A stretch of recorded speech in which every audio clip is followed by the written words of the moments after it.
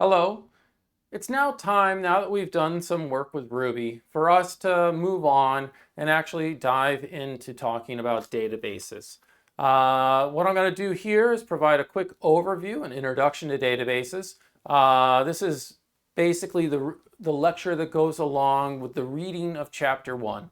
And like a lot of textbooks, Chapter 1 might be that chapter you don't read.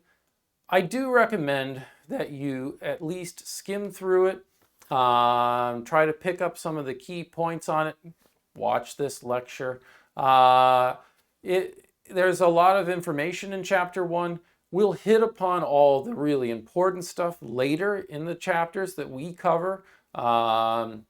So yeah, absorb what you can as you read chapter 1. If you want to, read the whole thing. All right. I shouldn't put it down too much. It is useful reading. It's just that it's going to take a little bit of time. All right, so let's think about, we've been talking about programming in Ruby, and we've come from learning how to program in MSCI 121, about algorithms and computational complexity, how to scale things, so that we can handle more data and we can process larger amounts of data in MSCI 240 with our data structures and algorithms. Now, one of the things that we certainly learned in those courses was how to save something to a file, okay? And so you know, and how to read things from files, and you basically know that as your method to make sure that you have a means that you can store data once the program actually stops running. And when you start the program up, it can read from that file and read that data into memory and use it. And by the way, you can shut your computer off and you will not lose the data in the file. I mean, if the program's running at the time and you shut it off, you'll actually lose whatever is happening in that program. And then we'll get to the issues there. Those are the issues often, one of the things behind why we want databases. But so we need these storage devices. And I want to talk a little bit about them. So we need storage devices to basically that can hold data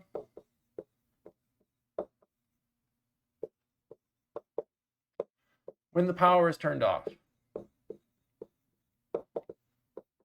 The memory in the computer, the random access memory, the RAM, if you turn off the power, you lose everything in RAM, okay?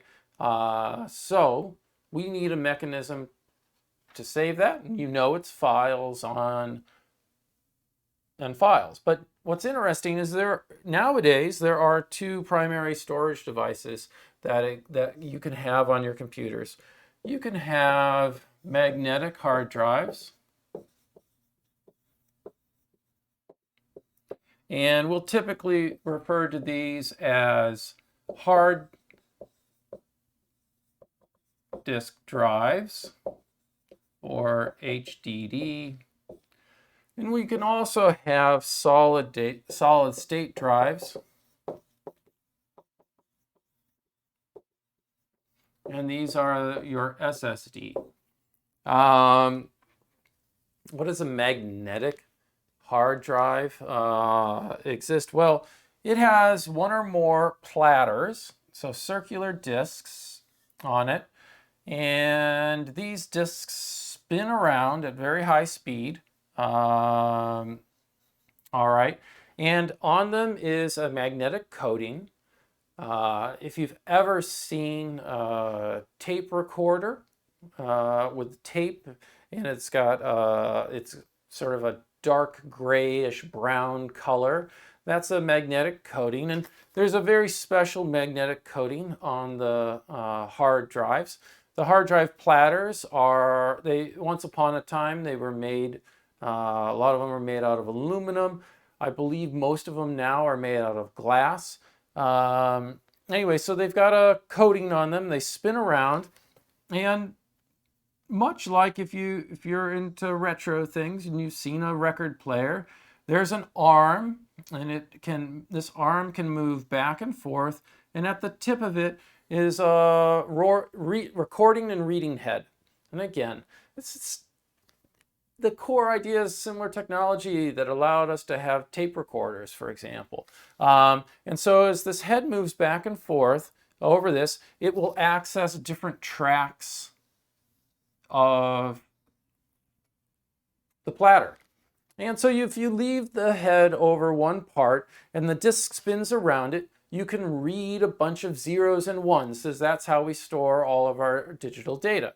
And it can also then, using a magnetic field, change the magnetism of that material and write zeros and ones to it. And so there's all, it is a mechanical device, and it's an electromechanical device. And so there are all sorts of properties associated with that. Meanwhile, a solid state drive is what we call, it's made out of usually a flash memory. And so it's similar to our RAM, but that we can create a permanent state change in it. It does wear out over time. There's all sorts of engineering that we need to do there to deal with as it wears out. But nevertheless, this allows us to have very fast access. It's very robust. I mean, you drop one of these devices, you can actually break things. You can cause the head to slam into the surface, which is spinning, all sorts of problems.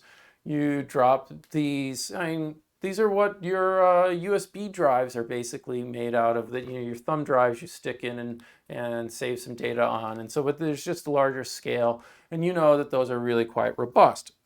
Anyways, so now what's interesting about this is we've got two separate physical systems, okay? They're going to store their data differently. Now, it's a bunch of zeros and ones, but they're storing their data in a different manner. It's a different physical manner. And if we wanted to, we could talk directly to that device via some low-level computer code dealing with, talking to the device driver. And we could say, move the head of the magnetic drive, and it's called a seek, and then we could read and write and control at a low level. In the same way that we could control what's going on with the solid state drive at a very low level. But we don't want to do that. What we really want to do is we want to be able to treat both of them basically the same, and we can write one program, and we don't care whether or not our program is on a computer that has a magnetic hard drive or is on a computer that has a solid state drive. The great thing about this is that is done by us by the operating system. And so the operating system, or OS, all right, provides access to these devices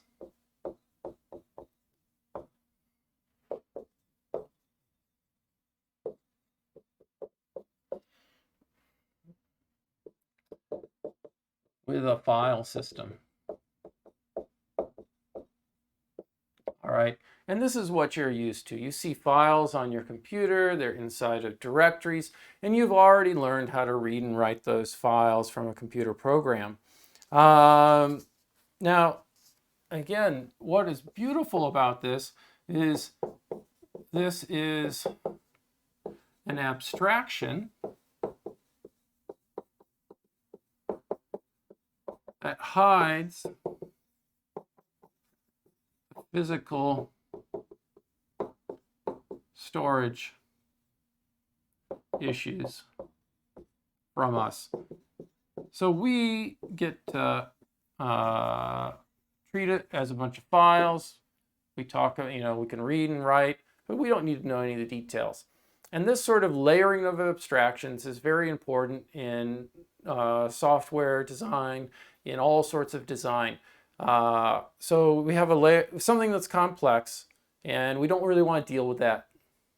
So what we do is we write an interface over it, an abstraction layer, And we talk to that interface, that API, application programming interface, whatever we want to call it. And for example, in the file systems case, we can talk about opening a file, writing a file, deleting a file, all those sorts of things. And then the operating system translates that into all the details that need to happen for the different storage devices that we might have. That gives us the ability to write one program again without any knowledge of how things are truly being stored on the files, on the storage devices. Now, all right, so we're going to run into some problems though if we just decide to do a information system and we decide to use the file system. Okay, at least complex information systems. And so we run into a set of problems with using file systems. So these are sort of common problems of information systems that basically are not easy to solve using the file system. So while the file system is a great abstraction for us writing some simple programs, it's not necessarily a great abstraction for us as we want to build a larger information system. Certainly, everything eventually gets stored down in those files, but it would be nice if we had some, we're going to talk about some problems. It'd be nice if we had an abstraction over them, over that storage, that could solve a lot of these problems that we're going to face so that we don't have to write a solution dealing with files for every single information system we deal with. Instead, if we could have a new layer of abstraction over top of the file layer, then hopefully it could insulate us to these problems that we face if we deal directly with files. What's that abstraction layer going to be? It's going to be our database, okay? Our database is going to abstract our storage for us to solve lots of common problems that information systems have that if we had to deal directly with the file systems and all of them. All right, so common problems. We need to know often when we write an information system how to avoid redundant data. All right. What does this mean? This is commonly, our issue is that we'll write systems and we'll store the same data in several files. All right, so for example, maybe we have one file that stores payroll information, and we have another one that, let's say, stores a profile of people.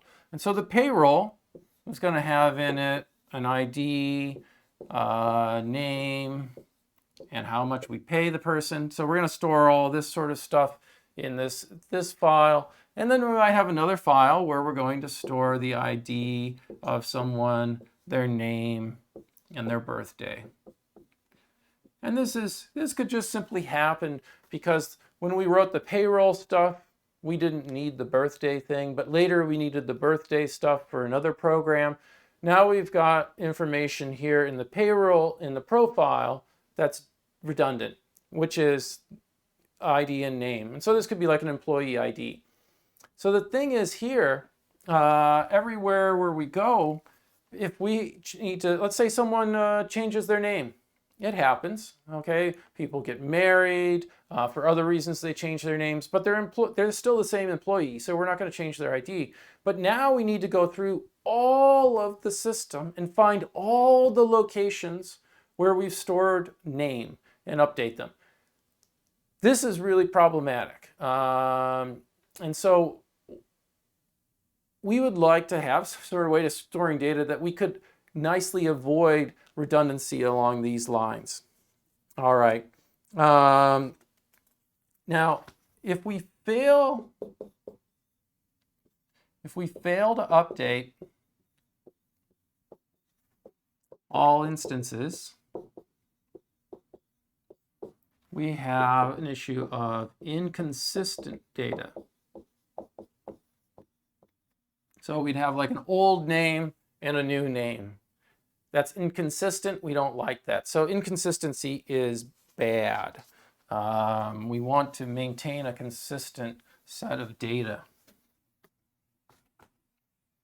And files, as our system grows, it often becomes hard to do that with a bunch of files. All right. One of the other problems is accessing data always requires a new program to be written.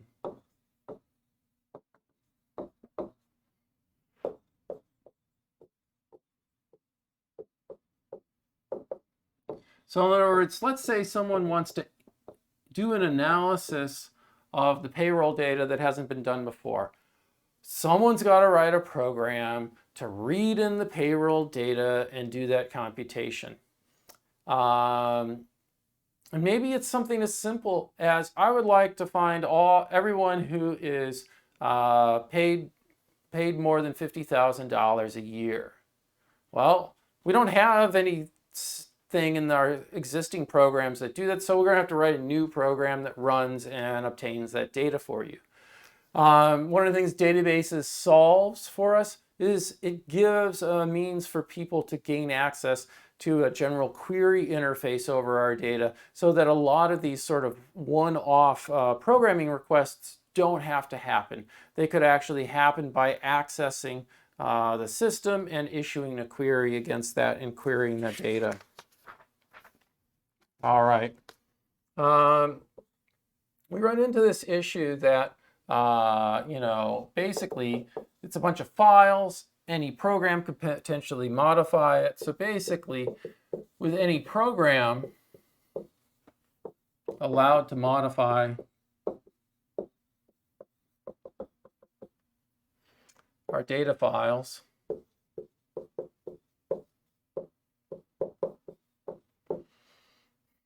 we might have programmers who violate rules about data consistency. All right. For example, maybe we require all users to have a unique email address. It would be nice if where we stored user data and we stored that this user has this email address, that we had a way to make sure that no programmer was able to make a new user who had a duplicate email address. We would say, oh, you have violated a consistency constraint that we've put on our data. I won't let you do that.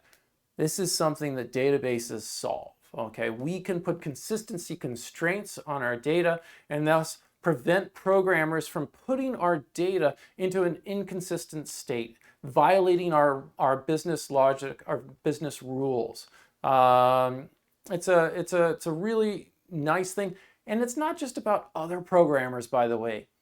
We ourselves, when we write code, we can create these rules where we know, like, yeah, I want to be sure that I never accidentally let a new user show up with the same address of an existing user.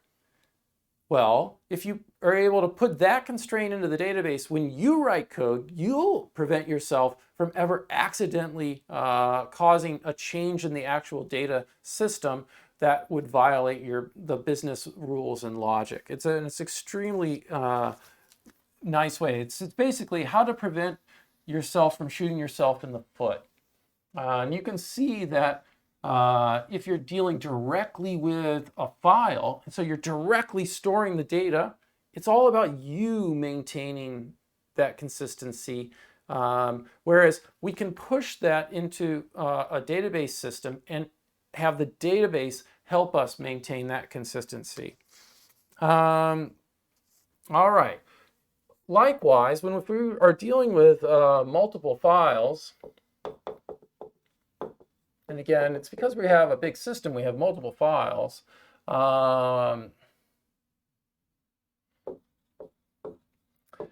Make it hard to operate on data in an atomic fashion. Now we're going to see later talking about atomic data. That's different. These are atomic actions. And so when we mean this, we mean to be able to do all changes or none of the changes.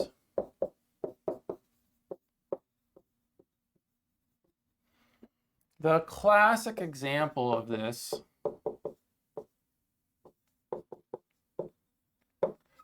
is a bank account transfer.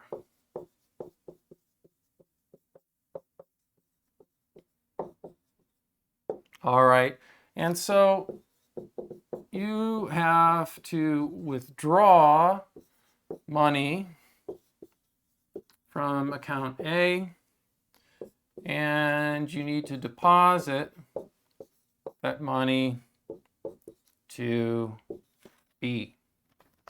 All right, so we've got to do this and this. Under absolutely no circumstances do we want to withdraw the money from A, which maybe is my account, and I'm trying to send it and put it in account B. All right, do we want to fail? So we don't want to pull the money out of my account and fail to get it into account B, because account B will say, where's my money?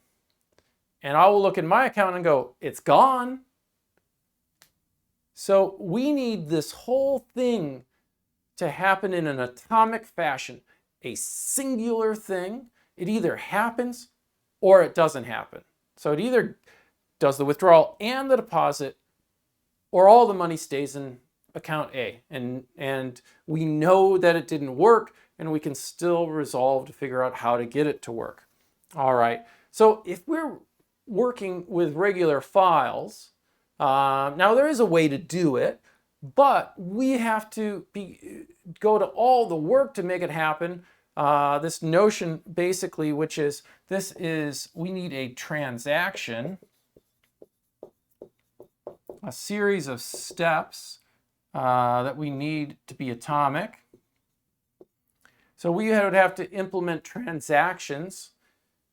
But the nice thing is, if we use a database, databases are designed to allow us to create transactions and have them be atomic. It's all handled for us, okay? So if we were to write this ourselves, and let's say we were to just be a regular naive programmer, if an error occurred or we lost power in between going from the withdrawal to the deposit, we've lost it, and we have really messed things up. And so transactions, this notion of doing things in an atomic fashion, is something that is at the core of databases, and we don't need to know how to actually do that programming to make things with a computer system actually have transactions. The database says, oh, would you like to do a transaction? So tell me, begin transaction, do your stuff, end transaction, and I will make sure that it will happen in an atomic fashion. It relieves us of all these minutiae and details that otherwise we have to code in system after system after system and make sure that we never get it wrong. And instead, oh, we're using a database system. Oh, it's been implemented once, it works correctly. We just need to make sure that we call it correctly, that we use it correctly. It's a much, much simpler thing. Again, it's just like that abstraction of allowing us not to worry really, how are things stored on the magnetic hard drive versus the solid state hard drive. All right. Likewise, concurrent access. All right. So this is when we have multiple programs accessing files at the same time.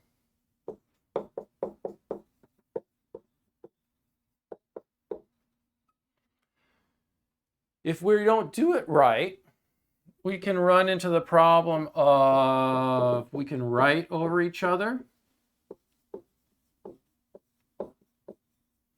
So I could open up a file for writing to, you could open up a file for writing to, and as I write to it, you're writing to it, and we end up with a mix mash of stuff. It's a disaster, okay? Now, we can, file systems allow us to create locks on files, but this can have performance issues.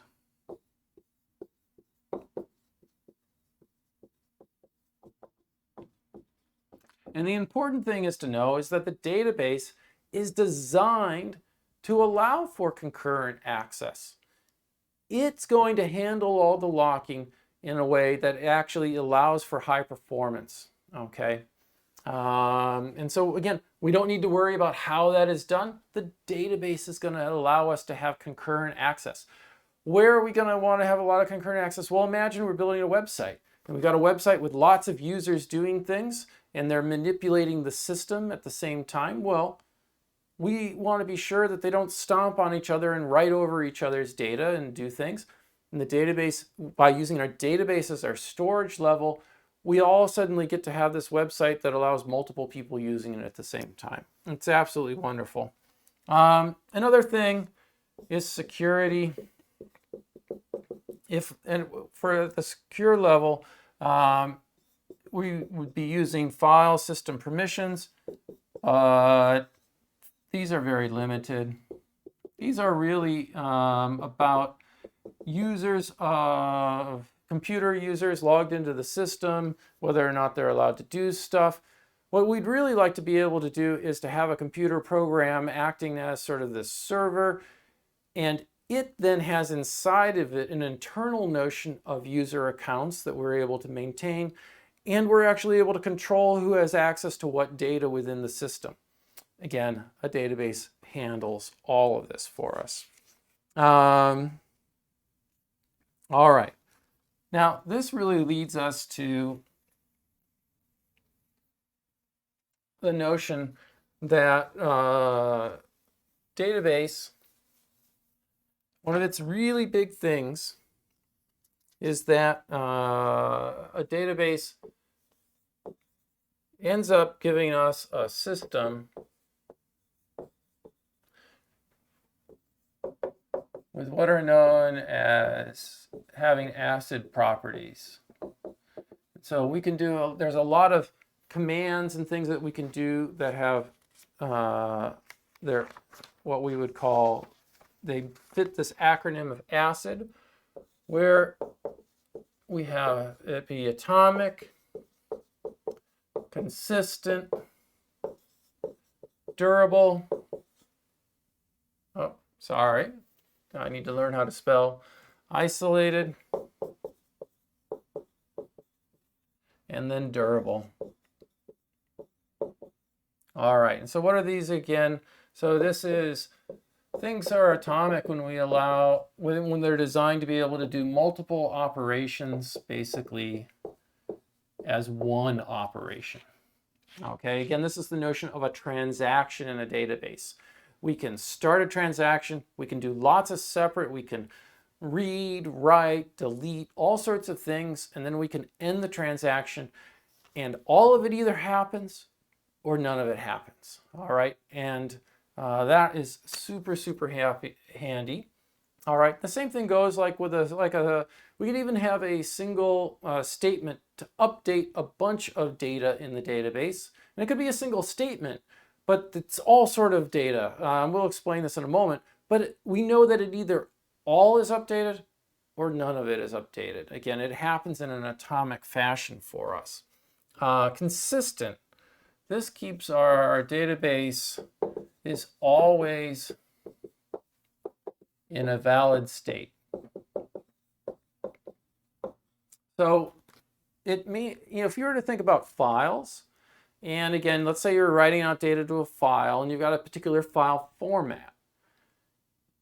You could envision, again, if you lose the power or some error happens that you weren't expecting while you were running your program, that it could write the file out and it's not completely finished. It didn't get all written out. And so you could even like a line of output could just stop halfway. You didn't even finish the line, let alone like all the lines you wanted to write out to the file. And so all of a sudden, then if you run your program again and it reads it in, it's going to go, something bad is going on. Line, if whatever, is not properly formatted. It's no longer in a valid state. Databases have this solved. They use special logging mechanisms and other things to make sure that no matter what, power outages or other things, the database stays in a valid, consistent state for us. So that we never like start things up and it goes, I'm sorry, that format is invalid. And like, no, it's all good. And there's a lot of work that's been done to allow that to happen. Isolate it.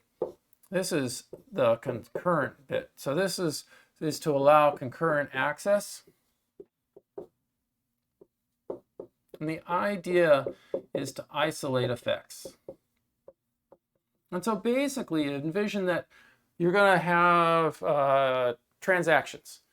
And a transaction starts with one program and another program accesses and starts with another transaction. And let's say again, it's like both of them are withdrawing funds from account A and putting it in account B. Well, we want to be sure that when either one of them is working, they're working with a view as if they were working alone, as if they were isolated from all other actions. Because when we update things, we don't want to be them in the state that's caused by someone else accessing it, saying we could end up with all sorts of weird results. And so they're designed so that when we do commands, they're isolated from each other so that they appear as though they're running sequentially, but they're not actually running sequentially. They're actually allowing concurrent access. And this is absolutely fabulous. And then finally, durable is that once we commit the data to the system, so once it's committed, this is basically once we're at the end of a transaction and it's committed, the data will not be lost. No matter what. I suppose the only thing, again, you could have a destruction of the computer and you could lose your data, but assuming no mechanical failures, you won't lose your data. Now, there are many different types of databases. In MSCI 245, we are going to study relational databases. Also, the basic acronym is an RDBMS, a Relational Database Management System. All right. And later on, when we get to Rails,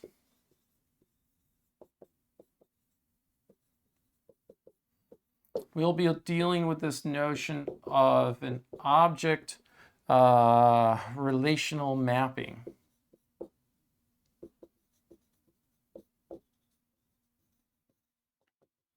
Mapping, or ORM.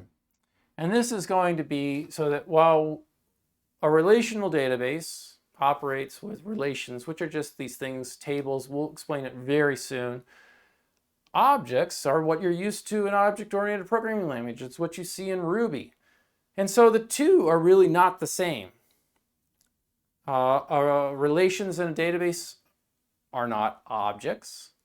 People have looked at object-oriented databases, but the standard in the industry is that we use relational databases.